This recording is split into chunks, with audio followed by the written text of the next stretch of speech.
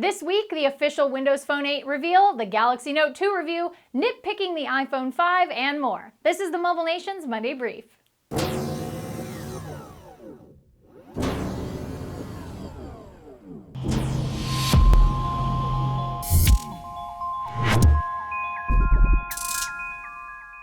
Greetings, mobile delegates. I'm Ashley Esqueda, and you're tuned in to the Mobile Nation's Monday Brief.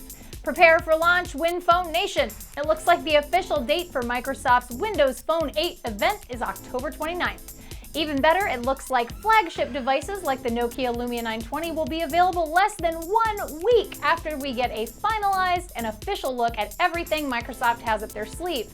The only thing we're left wondering is, will Steve Ballmer and Joe Belfiore have any secret aces to play when laying the Windows Phone 8 hand on the table for everyone to see? Personally, though, I would just like to see Steve Ballmer performing a fun, colorful calypso number to represent Windows Phone 8's personality. And honestly, I don't think I'm alone in that. Anybody? One of my favorite things about iMore is that they know the iPhone isn't perfect, and they're willing to call out where Apple made missteps.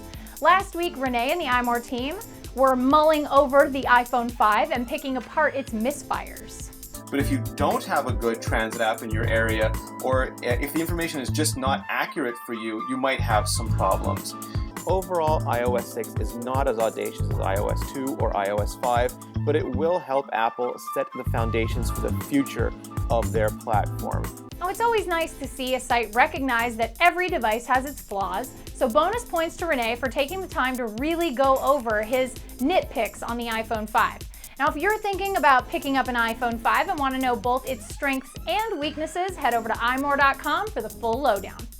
Remember last week's show when we mentioned that WebOSNation posted about OpenWebOS's release and its subsequent shaky port to a Galaxy Nexus?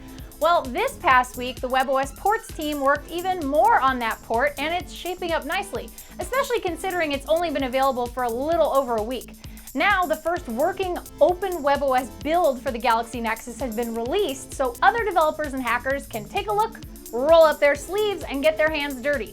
Full disclosure though, this build is not ready for prime time. It's missing things like camera and Bluetooth support in addition to video acceleration, a little bit important. It's a little slow and a little clunky, but at a week out, it's a potentially promising path for fans of WebOS. Android Central posted a review of the Samsung Galaxy Note 2 last week. The lovely Alex Doby cranked out a solid evaluation of Samsung's newest phone/tablet, and he had a lot of good things to say about it.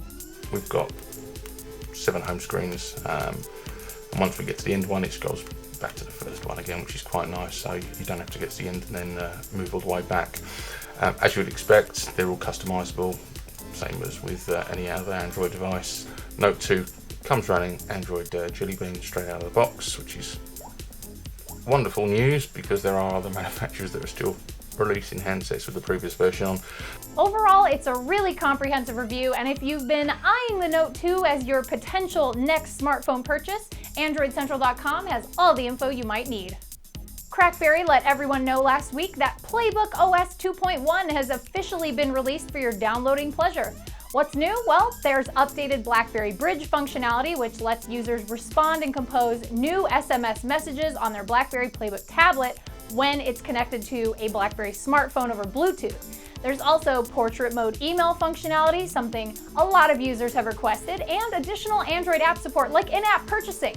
It's a great update for anyone with a PlayBook, and really there's no reason to not upgrade. So if you're looking for more information about the changes, head over to crackberry.com, and don't forget to swing by the new, beautiful CrackBerry forums. That's it for your Mobile Nations Monday Brief. You can subscribe to our YouTube channel at youtube.com/mobilenations. Check out our network of dazzling and informative podcasts at mobilenations.com/shows, and you can follow me on Twitter at Ashley Esqueda. Nations, you have been briefed.